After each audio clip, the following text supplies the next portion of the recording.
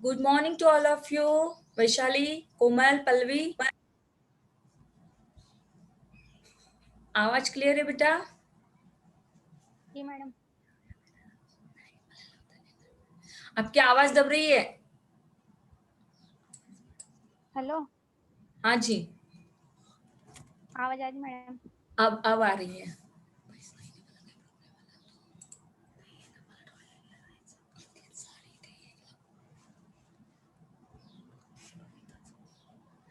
Screen दिखाई दे रही है बेटा आपको? कोमल, पल्लवी, मैम दिख रही है। जी मैडम।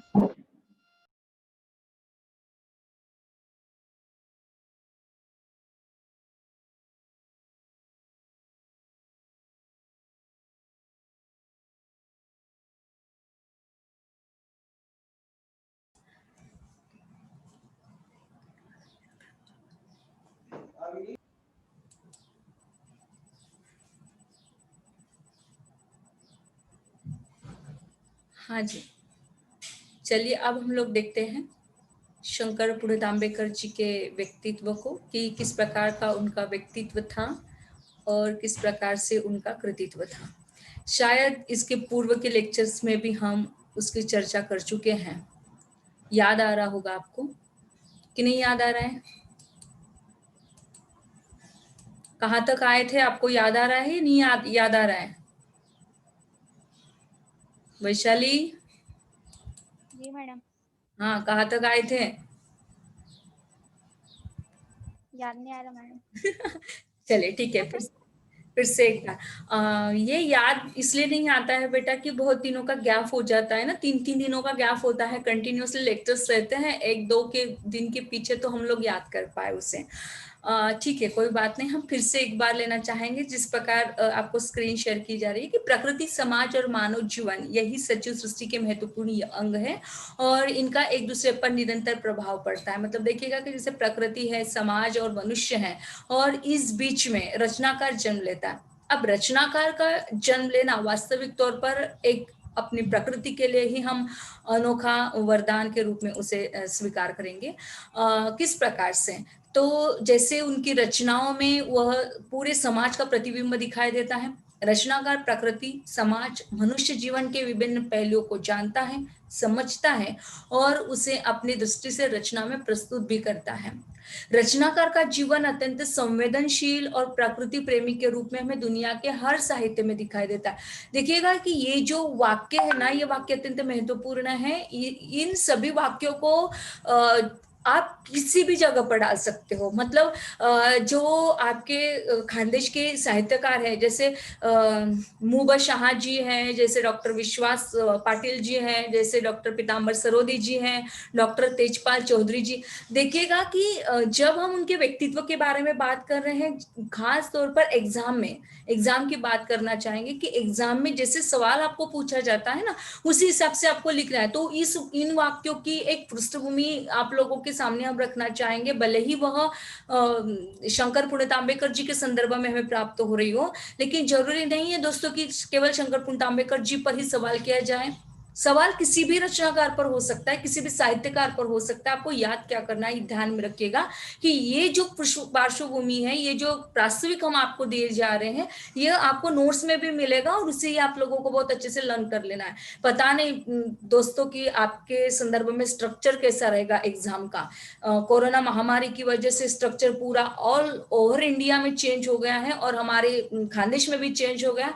सो कॉल्ड आपको बताना चाहेंगे कि जैसे हिंदी भाषा विकास की बात करते हैं तो राष्ट्रभाषा आंदोलन का इतिहास और भाषा विज्ञान, ये हमारा पहला मतलब आपके पूर्व का जो सिलेबस था, तो उस सिलेबस में ऐसे ही प्रश्न चलते थे, जैसे दीर्घोत्तरी है, टिप्पणियां है, लघुत्तरी प्रश्न है, एक वाक्य में उत्तर, बहुपर्यायी प्रश्न। तो अब देखिएगा स्ट्रक्चर क्या बन गया है, बहुपर्यायी प्रश्न के रूप में। अब बहुपर्यायी बन गया तो सवाल ही नहीं है आपको डीप में जाने की और उसमें देखने की कि ये रचनाकार का क्या संबंध होता है। जो पूछा है बस उस पर टिक करते जाइएगा और आगे बढ़ते जाइएगा, आपको नंबर अपने आप मिल जाएगा। लेकिन जब ब्रॉड क्वेश्चंस लिखना है तब आपके पास मटेरियल होना चाहिए। फिर वो मटेरियल यहाँ का पार्श्वभूमि का होता है, तो ये पार्श्वभूमि आप हर किसी साहित्यकार के साथ जोड़ सकते हो, क्योंकि ये जो साहित्यकार है ये एक साहित्यकार के बीच में नहीं बताया गया है, ये विशेषता लगभग सभी साहित्यकारों के बीच में बताई गई है। ठीक है, हाँ, हम बात कर रहे थे दोस्तों कि प्रकृति, समाज और मानव की जो संवेदनशील होता है, प्रकृति प्रेमी के रूप में हम दुनिया के हर साहित्य को दिखाई देता है। अब देखिएगा कि इस वाक्य पर हम लोग आए थे कि मतलब दुनिया भर का तमाम ऐसे दुनिया भर के जितने भी रचनाकार होते हैं, वह रचनाकार संवेदनशील होते हैं, वह रचनाकार प्रकृति प्रेमी होता है, और वो रचनाकार क्या करता है, हमें दुनिया के हर साहित्य में वो दिखाई देता है। मतलब देखिएगा कि जैसे बात करते हैं शेक्सपियर की, यदि वह चाहे शेक्सपियर हो या चाहे हिंदी का कोई छायावादी कवि हो या हो व्यंग्यकार, मतलब देखिएगा कि हर रचना के पीछे कोई भी रचना हो किसी भी प्रकार की, चाहे वो गद्य की विधा हो चाहे वो पद्य की विधा हो, तो इन गद्य और पद्य की विधाओं में संवेदनशील होना, प्रकृति के प्रति उसके भाव जागृत होना, समाज के प्रति भाव को जागृत करना, निरंतर ये जो अंतर दिखाई देता है प्रकृति, समाज और मनुष्य के बीच में, ये अत्यंत महत्वपूर्ण रूप में प्राप्त होता है। अब यदि व्यंग की बात करते हैं, व्यंग की बात कसते हैं, आप लोगों को एक गोप कक्ष को हम लोग ले जाते हैं। पिछली तासिका में हमने गोप कक्ष की भी बात की थी। आपको यदि समय मिलता है तो जरूर पढ़िएगा, आप लोग ऑलरेडी उसे पढ़ चुके हो दोस्तों। लेकिन अब यदि हमें शंकर पुणतांबेकर जी के व्यक्तित्व को पढ़ना है तो पहले उनके कृतित्व को पढ़ना होगा। कितनी मार्मिक कथा उन्होंने बताई हुई है। भले ही उन्होंने उसका वर्तमान जगत की प्रासंगिकता के साथ कई ऐसे उन्होंने जोड़े हुए हैं, लेकिन हमें ऐसा लगता है कि जो व्यंग्यात्मक विधा उस जमाने में थी, कृष्ण के द्वापर युग में थी, क्या आज वो समय नहीं आया है? तो निश्चित ही तौर पर आज का वह समय है दोस्तों कि आज भी हमें उन व्यंग्यात्मक रचनाओं के आधार को अपने दिल में और अपने माइंड में इस तरीके से फिट करके रखना है, ताकि आने वाले हमारे समाज में, आने वाले हमारे जीवन में जितनी भी प्रकार की समस्या आती हैं, उन सभी समस्याओं में हम लोग उलझे नहीं, बल्कि उन उलझी हुई समस्याओं को हम सुलझाने का प्रयास करें। क्लियर हो रहा है आपको?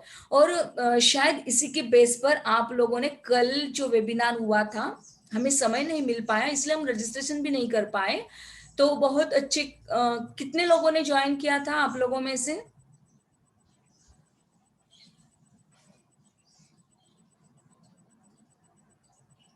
हमारी बात को सुन रहे हो? कोमल, वैशाली, उजाला?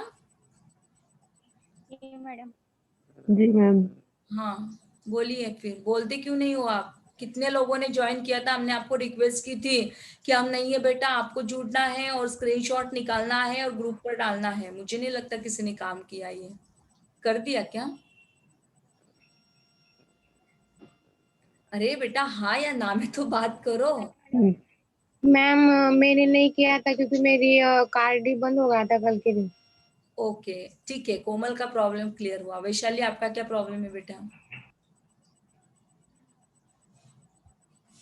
वैशाली? मैडम। हाँ जी, जी मैडम। हाँ बोलिए। प्रश्न समझ में आया बेटा आपको? एक बार बोलिए मैडम फिर से। थे नहीं आप शायद। सोनाली, आपने काम किया हो जो बताया था?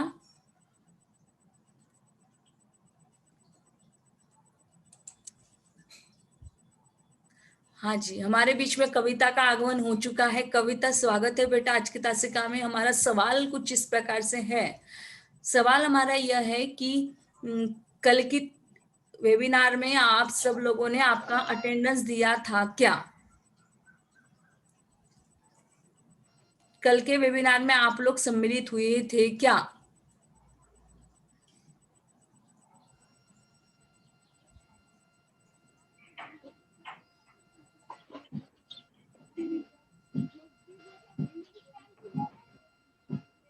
कोई नहीं जुड़ा था कल? नहीं ma'am. What is the reason?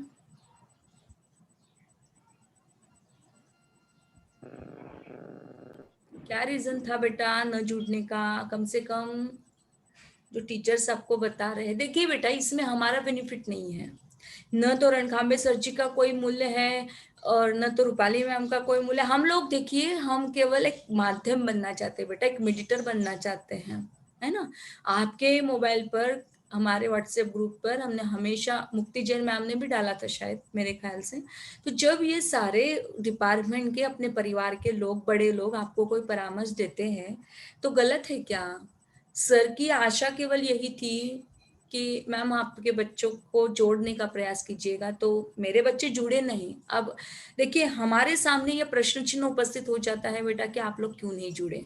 Komal ji का प्रॉब्लम था कि वो नहीं जुड़ पाई, उन्होंने बता दिया उनके कार्ड में कोई प्रॉब्लम था। वैशाली, उजाला, कविता, क्या प्रॉब्लम रहा बेटा आपका? अपना अपना देखिए, जो भी प्रॉब्लम होता है, जब तक आप अपनी पर्सनल प्रॉब्लम को हमारे साथ शेयर नहीं करते हो ना, तब तक हमें समझ में नहीं आएगा बेटा कि हमारे बच्चों की क्या प्रॉब्लम है।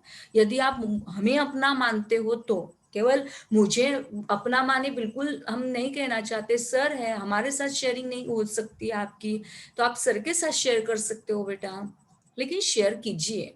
यदि आपको ऐसा लगता है कि मैम मेरा ये प्रॉब्लम, तो कम से कम एक कॉल कर दीजिए कि मैम ये मेरा प्रॉब्लम चल रहा है जिस कारण मैं नहीं जुड़ पा रही हूँ। ठीक है, कोई बात नहीं।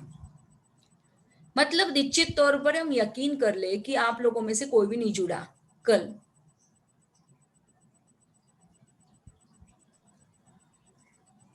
कि जुड़ गए? कल के वेबिनार में कितने लोग जुड़े थे, ये मेरा सवाल है। नहीं मैडम। कोई भी नहीं जुड़ा हमारी क्लास से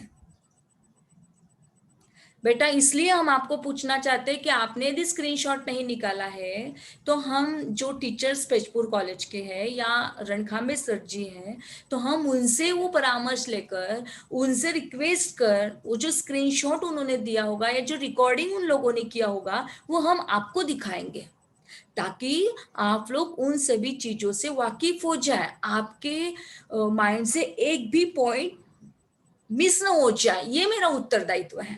क्लियर हुआ आपको? इसलिए हम आपको कहा था बेटा कि हम नहीं जुड़ पाए कल और नहीं जुड़ेंगे, मुझे पता था, और इसलिए हमने आपको रिक्वेस्ट भी भेजी थी कि प्लीज यू ज्वाइन अस। आपको बताया था, दोनों भी लेक्चर्स में हमने आपको सूचना दी थी, मॉर्निंग के लेक्चर्स में भी बताया था और जब हमारा यात्रा का हुआ था तभी भी हमने आपको बताया था, लेकिन नहीं जुड़ पाए। ठीक है, कोई बात नहीं, लेकिन बेटा अच्छे प्रोग्राम होते हैं, वो प्रोग्राम आप लोगों के लिए होते हैं, उन प्रोग्राम्स को मिस मत कीजिएगा। आगे बढ़ते हैं।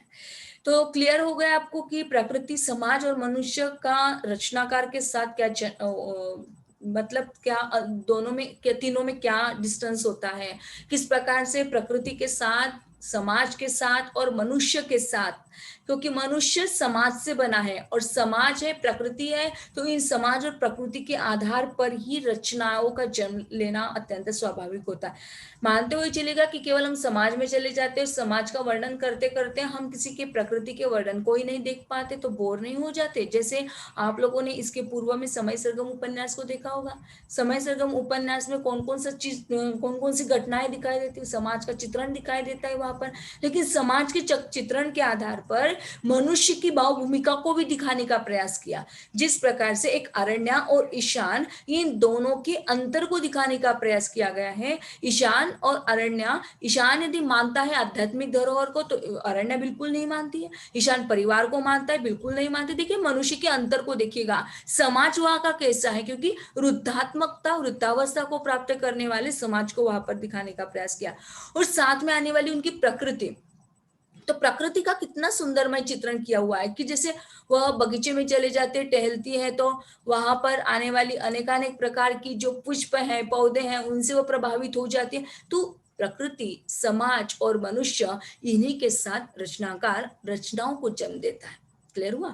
चाहे वह दुनिया भर का कोई भी रचनाकार हो, यदि वह प्रकृति का चित्रण दिखाता है तो उसे समाज का चित्रण दिखाना ही है। मनुष्य के साथ समाज जुड़ा है और समाज के साथ प्रकृति जुड़ी है, ऐसा नहीं है। तो प्रकृति का जो निर्माण हुआ, ब्रह्मांड का निर्माण हुआ, तो सृष्टि का निर्माण करने के पीछे परमात्मा का जरूर कोई न कोई प्रयोजन है।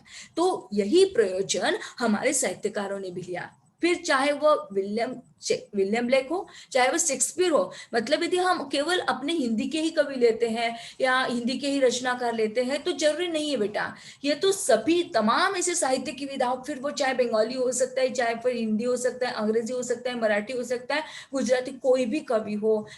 यहाँ पर एग्जाम्पल दिया है, चाहे वो विलियम ब्लेक हो, चाहे वो शेक्सपियर हो, तो और हो हिंदी साहित्य का छायावादी कवि या हो व्यंग्यकार, देखिएगा, यदि रोमांटिसिज्म की बात करते हैं अंग्रेजी के, तो अंग्रेजी के रोमांटिसिज्म में और मराठी के रवि किरण मंडल में और हिंदी के छायावादी युग में, तीनों का जो कहना है वो एकमात्र ही है, एक जैसा ही उनका कहना है। लेकिन देखिएगा, यदि हम हिंदी के छायावादी कविता को पढ़ते हैं तो मन में वही भाव उमड़ कर आते हैं जो हम रवि किरण मंडल को पढ़ते हैं, वही हम रोमांटिसिज्म की कविताओं को पढ़ते हैं। तो यह सभी चीजें पढ़ने के पश्चात निश्चित ही तौर पर मनुष्य का जो जीवन है वह अत्यंत संवेदनशील है। मनुष्य प्रकृति प्रेमी होता है और मनुष्य संवेदनशील होने के नाते वह अपनी संवेदनाओं को, अपनी भाव भूमिकाओं को अपनी कृतियों के माध्यम से उभारने का प्रयास करता है।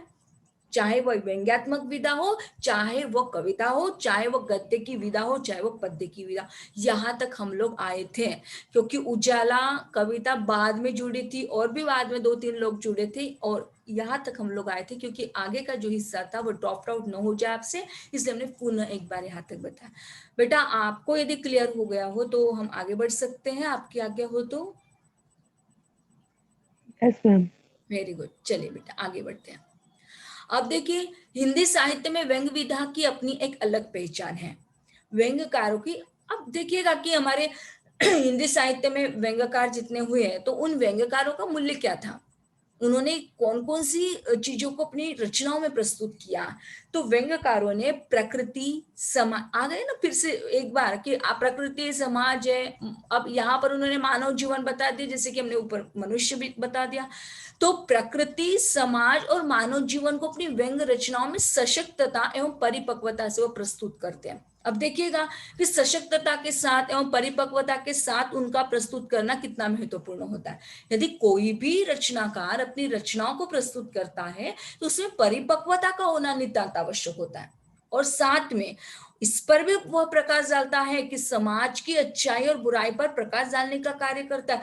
देखिएगा कि जब व्यंग्यकार की बात करते हैं, रचनाकार अलग होता है, लेकिन एक व्यंग्यकार कितना मार्मिक होता है, उसे उन सभी बातों के जरिए यह दिखाने का प्रयास करना है कि समाज की आज बुराइयां क्या है ना, और समाज की बुराइयों के साथ साथ वह समाज की अच्छाइयों को भी अभिव्यक्त करता है, और समाज की अच्छाई और बुराइयों को अभिव्यक्त करने का सफल प्रयास केवल एक व्यंग्यकार कर सकता है। हिंदी के व्यंग्यकारों में एक नाम हमेशा अपनी अलग पहचान दिखाई देता है और वो शंकर पूर्ण तांबेकर जी हैं। देखिएगा कि जलगांव में बहुत, हमारी जो यूनिवर्सिटी है खास तौर पर कवयित्री बहनाबाई चौधरी उत्तर महाराष्ट्र विश्वविद्यालय, और उत्तर महाराष्ट्र विश्वविद्यालय का हमारा हिंदी परिवार अत्यंत अग्रसर है इन सभी बातों में, और डॉक्टर शंकर पुण्यतांबेकर जी के साथ बात करने में बड़ा मजा आता था। दोस्तों, यदि आपको पता है कि शायद आप लोग सुनते हो या नहीं, आई डोंट नो, लेकिन हम फिर से एक बार आपको बताना चाहेंगे कि जब विचार पुष्प चलता है दोस्तों, अर्ली मॉर्निंग में 6:05 में वो चलता है। रेडियो की बात करें आकाशवाणी की, तो आकाशवाणी पर डॉक्टर शंकर पुण्यतांबेकर जी हैं और डॉक्टर कृष्णा पोद्दार जी हैं। बहुत अच्छे अच्छे लोगों को हम लोग केवल 5 मिनट में सुन सकते हैं बेटा। आपको यदि फुर्सत मिलती है तो इस पर उंगलियों के इशारों पर सब मिल जाता है, बस इस पर आप लोग ऐप को डाउनलोड कीजिएगा जलगांव आकाशवाणी के, तो आपको सारी चीजें मिल जाएगी बेटा।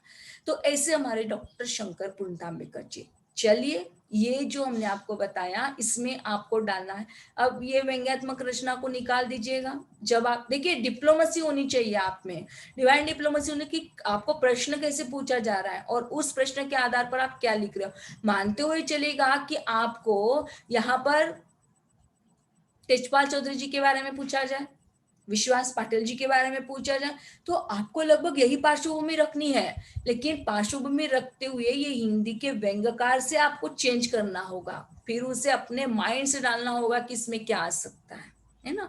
फिर आप उसमें डाल सकते हैं कि यदि हम हिंदी भाषा की बात करते हैं तो भाषा और मनुष्य का नितांत संबंध होता है, दोनों एक दूसरे से अछूते नहीं रह सकते हैं, और इसी पर प्रकाश डालने का सफल प्रयास हिंदी के मूर्धन्य साहित्यकार के रूप में आने वाले डॉक्टर तेजपाल चौधरी जी ने किया। वो भाषा वैज्ञानिक रहे, अनेक प्रकार की पुस्तकों में उन्होंने जो चीजों को समझाने का प्रयास किया और उसकी अपनी एक अलग पहचान बनाई, और उस अलग पहचान के आधार पर ही हम उनके व्यक्तित्व के बारे में में चर्चा करेंगे। इस प्रकार से आप लोग वहां पर लिख सकते हो। ये आपकी पार्श्वभूमि क्लीन एंड क्लियर हो गई हर किसी साहित्यकार के संदर्भ में, कोई भी साहित्यकार हो। आपको हम बार बार बताना चाहेंगे कि ये जो व्यंग्यकार आ रहा है केवल व्यंग्यकार के रूप में डॉक्टर शंकर पुनतांबेकर जी ही है, और अन्य जो भी जुड़ते हैं वो अपनी एक विशेषताओं को लेकर आते हैं। कविता है, उजाला है, वैशाली है, और सोनाली, प्रियंका, और मेरे स्क्रीन पर इतने दिखाई दे रहे हैं। तो जो भी लोग है, तो हर एक की अपनी अपनी खासियत होती है, नहीं होती है। आपका बोलने का तरीका अलग होता है बेटा, आपका रहने का, आपका बात करने का, आपकी हेयर स्टाइल अलग होती है, या सब एक जैसे होते, काले कौवे जैसे होते, तो हम लोग बोर नहीं हो जाते? क्या लगता है आपको? काले कौवे के जैसे इस सृष्टि का निर्माण होता, सबके चेहरे एक जैसे, कोई भी एक दूसरे से भिन्न न हो, तो आपको क्या लगता है कि हम लोग बोर नहीं हो जाते? हो जाते थे मैम। हाँ, तो हम लोग यदि उस तरीके से बोर हो जाते, तो देखिए यहाँ पर हर एक व्यक्ति की अपनी खासियत होती है, वह अपनी एक अलग पहचान बनाता है। जैसे अलग पहचान डॉक्टर शंकर पुनतांबेकर जी ने बनाई, तो हो सकता है कि यही पहचान, ये जो पहचान है उनकी है, यह डॉक्टर तेजपाल चौधरी जी की बिल्कुल हो नहीं सकती है। और यदि डॉक्टर तेजपाल चौधरी जी अपने व्यक्तित्व के कारण अलग हो जाते हैं, अपने कृतित्व के कारण अलग हो जाते हैं, तो यही पहचान रखने वाले डॉक्टर विश्वास पाटिल जी, उनका भी एक अनोखा योगदान हो सकता है। तो दोस्तों यहाँ पर आपको जिन्होंने अपनी एक अलग नई पहचान बनाई, उस पर आपको दृष्टिक्षेप डालना है। और ये दृष्टिक्षेप आप कब डालोगे? जब आपका ये पूरा स्ट्रक्चर और क्लियर हो जाएगा। जब तक हम आपको उनके व्यक्तित्व के बारे में, उनके कृतित्व के बारे में पूरी तरीके से बात नहीं कर पाएंगे, तब तक ये जो पहला परिचय है अधूरा रहेगा। लेकिन ध्यान में रखिएगा, डॉक्टर शंकर पुनतांबेकर जी के संदर्भ में बात करें तो इतना ये जो परिच्छेद है जो बताया गया है उससे आप लोग लिख लेते हो, यदि आपकी एग्जाम मैन्युअली होती है तो। मैन्युअली से तात्पर्य ब्रॉड क्वेश्चन होते हैं, लघुत्तरी क्वेश्चन हो जाएगा यार, बहुत हो गया अभी, वो बंद होना चाहिए ये कोरोना का, मतलब बस बहुत हो गया। अब ठीक ठाक ढंग से हम लोग पूर्व स्थिति में आने चाहिए। ऐसे ईश्वर से दुआ करते हैं, प्रेयर करते हैं कि बस अब खत्म होना चाहिए। तो देखिएगा कि जहां पर शंकर पुनतांबेकर जी बात चलती है, तो शंकर पुनतांबेकर जी के साथ आने वाले उन सभी पॉइंट्स को आप एज इट ले सकते हो जैसे यहाँ पर दिया गया है। लेकिन बात चलती है डॉक्टर तेजपाल चौधरी जी की, तो आप में इसमें अंतर डालना होगा, और अंतर आप डालोगे तो कैसे डालोगे? आपको जो निम्न प्रकार से हम लोग बताएंगे कि ये डॉक्टर तेजपाल चौधरी का, और शायद इस बात को हम लोग आपके व्हाट्सएप ग्रुप पर भी डाल चुके हैं, आपने देखा होगा। देखा आपने? कितने लोगों ने देखा उसे? व्हाट्सएप ग्रुप पर डाले हैं हम इन सभी साहित्यकारों के व्यक्तित्व को। जी मैम, देखा है। Very good. जी मैडम। देखा है। लिखने का प्रयास कर रहे हो बेटा आप लोग? आप लोगों की स्टडी कैसे कर रहे हो, मुझे थोड़ा बताओगे आप? मैम हम लोग लिख रहे हैं। कहाँ तक आए बेटा, कहाँ नोट तक आए? इनों के व्यक्तित्व पर ही। वेरी गुड, बहुत अच्छा। मतलब आपका जो भाषा की परिभाषा, स्वरूप, विशेषता, भाषा के विविध रूप, हिंदी बोलियों का सामान्य परिचय, सब लिख कर हो गया? जी मैम, सब हो गया। मैडम। सभी का हो गया? मैडम। जी अरे मैम। बहुत अच्छे बच्चे यार मेरे, तो मुझे लगा कि आप लोग बस केवल लेक्चर्स करते हो और सोते रहते हो दिन भर। चलो बहुत नहीं अच्छा, मैम, पूरा तो हो गया। बहुत बढ़िया बेटा। मुझे बहुत खुशी हुई कि मेरे प्यारे बच्चे बहुत अच्छे हैं। और खास बताए ना कि लड़कियों में ये हुनर होता है, मतलब होता है, मुझे पता है, क्योंकि लड़कियां ही वो काम कर सकती है जो लड़के नहीं कर सकते। दिन भर सोना है, रात भर इनके साथ खेलना है, ये बातें तो लड़के कर सकते हैं, लेकिन लड़कियों में वो बात होती है कि जो मैं दिया गया है उस प्रोग्राम को बहुत अच्छे से हैंडल कर सकती है। ओके, बहुत अच्छा लगा। बहुत अच्छा लगेगा जब हम लोगों की मुलाकात होगी। पता नहीं कि मुलाकात कब होगी, आई डोंट नो, बट होगी जरूर। मुझे पता है कि एक दिन हम लोग मिल पाएंगे। चलिए, शंकर पुनतांबेकर जी के व्यक्तित्व के संदर्भ में हम लोग अब बात करते हैं। तो जैसे बेटा आपने कल यदि एक प्रोग्राम को देखा होता, तो शायद शायद शायद शब्द का बार बार इस्तेमाल कर रहे हैं कि हम उनसे गुजारिश करते डॉक्टर तेजपाल चौधरी जी के, हमारे जो विभागाध्यक्ष हैं उनके जरिए, कि सर आप एक प्रोग्राम जरूर रखवाइए, हमारे बच्चों से परिचित करवाइए। तो शायद हो सकता था बेटा कि ऐसा प्रयोजन हम कर सकते थे, लेकिन अब मुझ में इतनी हिम्मत नहीं है। हिम्मत इसलिए नहीं है बेटा क्योंकि मैंने खुद तो अटेंड नहीं किया, और आपको जो जिम्मेदारी सौंपी थी उस जिम्मेदारी से आप भी मुक्त हो गए। तो मुझे अच्छा नहीं लगेगा कि सर प्लीज आप हमारे बच्चों के साथ बात कीजिए। हिम्मत तब होती कि जब हम गलती ना करते। गलतियां सबसे हुई है, हमारी मजबूरी थी। हमारी मजबूरी थी कि हमें दूसरी जगह पर जाना था, यूनिवर्सिटी के अन्य कामों में, मीटिंग में हम लोग बिजी थे, जिस कारण, और प्रोग्राम का शेड्यूल तय होता है बेटा, और जिस रूप में हम उस प्रोग्राम में अटेंडेंस नहीं दे पाए हमारा, और आपको बताए तो आपने भी नहीं दिया, लेकिन रूबरू हो जाते आप कम से कम उस साहित्यकार से, आप जानते, आप पहचान पाते कि कैसे रहते डॉक्टर तेजपाल चौधरी से, क्या तेज है। डॉक्टर तेजपाल चौधरी जी के नाम के आधार पर ही उनके चेहरे पर झलकने वाला तेज, उनकी वाणी में आने वाली प्रखरता, कितना अनोखा व्यक्तित्व है कि इस ऐसे वृद्धावस्था में भी आज वो अपने आप को किस प्रकार से रख पाते। पता नहीं वो थे, उन्होंने बात की नहीं किया, आई डोंट नो, क्योंकि हमने भी नहीं अटेंड किया इस कारण, लेकिन आप यदि करते तो मुझे खुशी होती बेटा। अफसोस की बात है, बहुत अच्छा प्रोग्राम हम सभी लोग मिस कर पाए। ओके, कोई बात नहीं, हम जानेंगे उनके व्यक्तित्व के बारे में। गुजारिश करेंगे विभागाध्यक्ष जी से, सर ने यदि परमिशन दे दी, सर ने यदि आयोजन किया, तो उस आयोजन में सम्मिलित होने में हमें भी मजा आएगा। रचनाकार, साहित्यकार, अभिनेता के कार्य में उनके व्यक्तित्व की छवि अनायास उभर कर आती हो गया है। ये इसी परिचय से शायद हमने शुरुआत किया था। तो एक केवल रचनाकार नहीं है, एक साहित्यकार नहीं है, बल्कि एक उभरने वाला, अभिनय करने वाला अभिनेता भी है।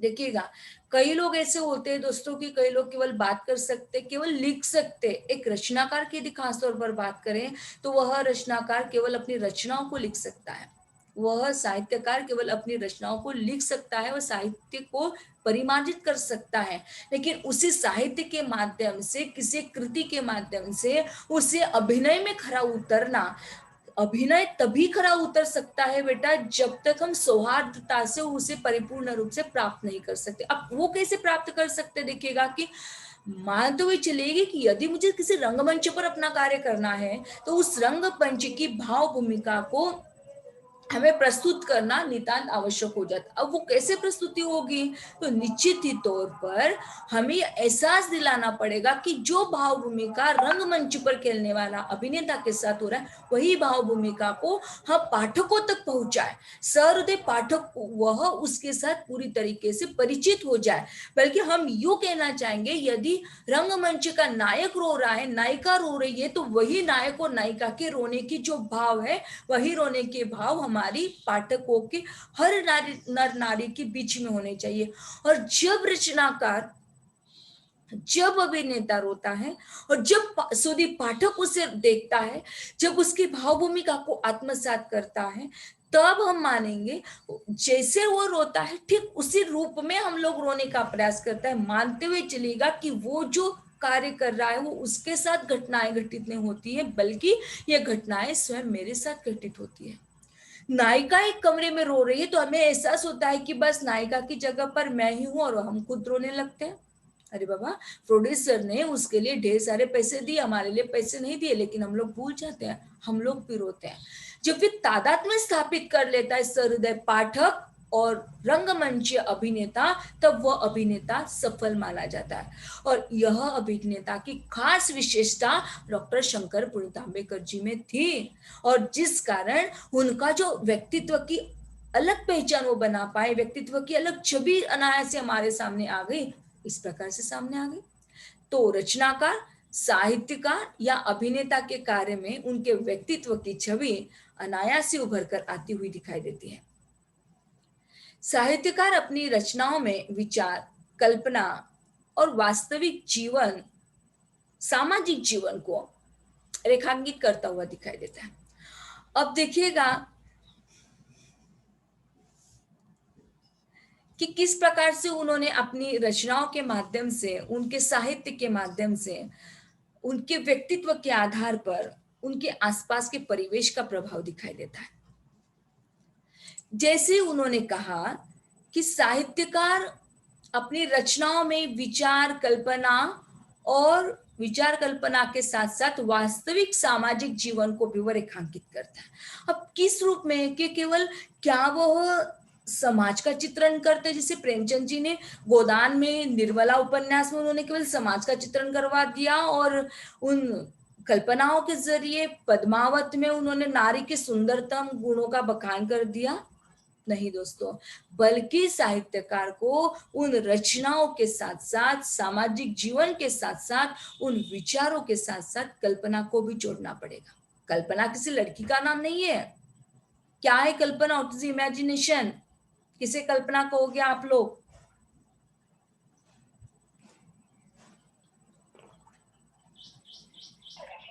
इमेजिन करना। सुजीता बिकन करके कोई लड़की जुड़ी है और उन्होंने रेज हैंड किया है। व्हाट इज द प्रॉब्लम बेटा? मैम इमेजिन करना। Very good. हेलो।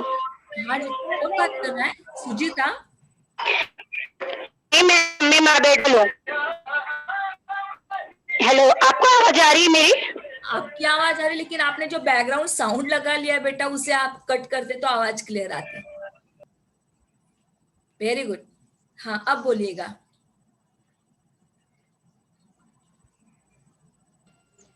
इमेजिन करना मैम। इमेजिनेशन करना। क्या आपने इमेजिनेशन किया है कभी?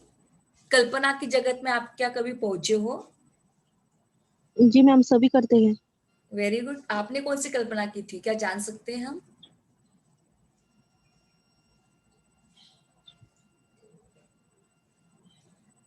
देखिए, कल्पना करना मतलब सपने देखना। हर व्यक्ति कल्पना करता है, हर व्यक्ति कल्पना करता है, हर व्यक्ति सपना देखता है, और वह व्यक्ति यदि कल्पनातीत हो जाता है, उस सपने को साकार करने का निरंतर प्रयास करता है, तो कल्पना यथार्थ में परिवर्तित हो जाती है। बेटा, बैकग्राउंड साउंड किसने लगा दिया है? Please I request you, please, जिसका भी है, जिस किसी का भी है। Okay okay, done. बढ़ते आगे। तो साहित्यकार का उत्तरदायित्व क्या होता है? तो साहित्यकार का उत्तरदायित्व होता है वो अपनी रचनाओं में विचार, कल्पना और वास्तविक सामाजिक जीवन को रेखांकित करते हैं। उनके साहित्य पर लेखक के व्यक्तित्व और आसपास के परिवेश का प्रभाव होता ही है। कोई भी साहित्यकार ले लो, तो उन साहित्यकार में आसपास के परिवेश का प्रभाव होना नितांत आवश्यक है, और होना भी चाहिए।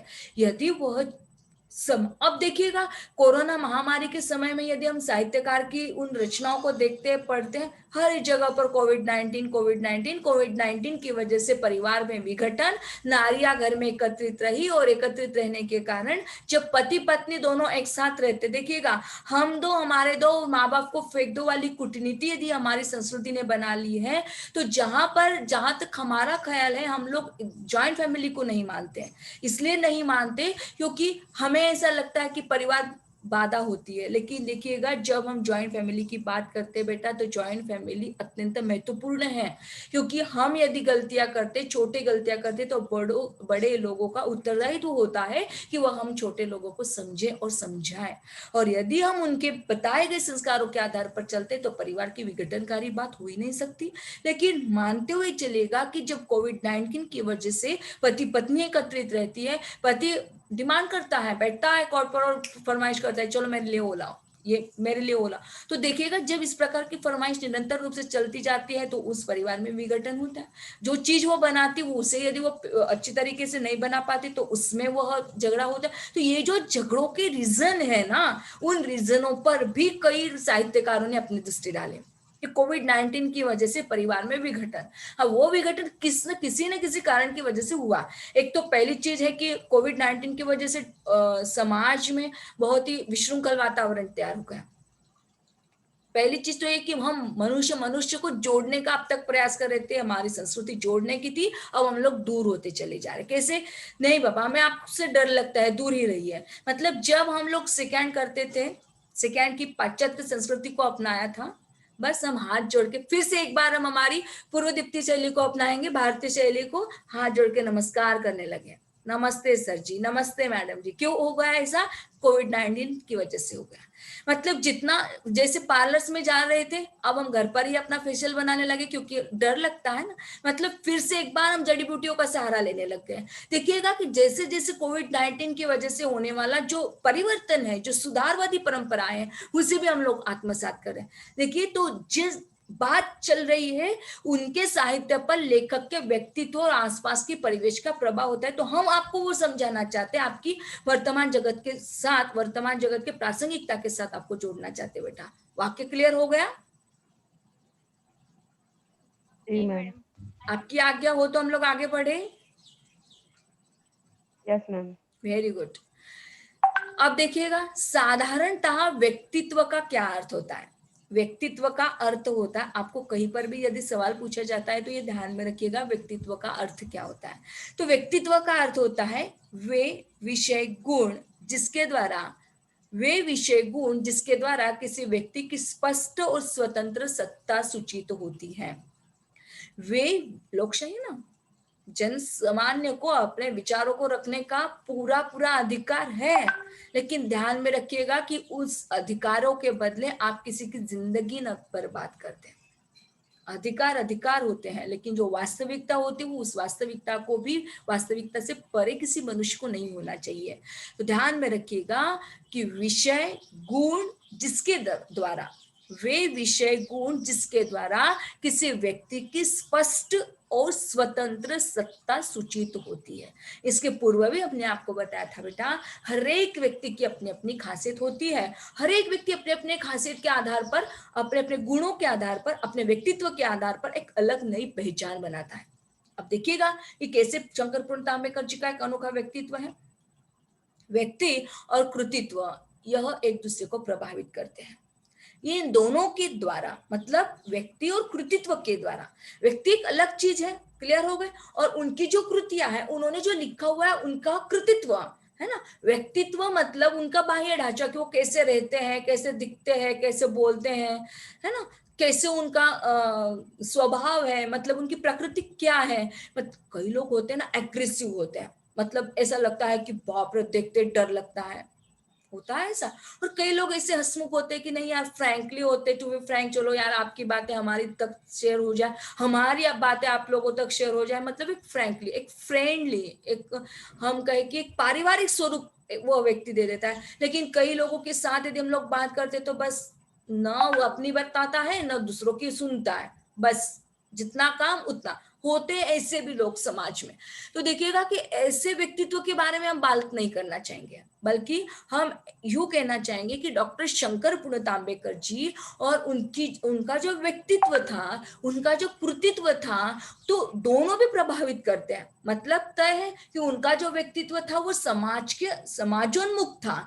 उनका जो व्यक्तित्व था वो समाज की गहरी पीड़ा को, संवेदनाओं को, भावनाओं को अभिव्यक्त करने वाला था। एक की भावना नहीं बल्कि पूरी समाज की भाव भूमिका को समझने वाले हमारे डॉक्टर शंकर पूर्ण तांबेकर जी थे। उन्होंने अपने व्यक्तित्व के माध्यम से नहीं बल्कि अपने कृतित्व के माध्यम से दोनों को भी इस प्रकार से ढाल दिया था, और उनका जो प्रभावित रूप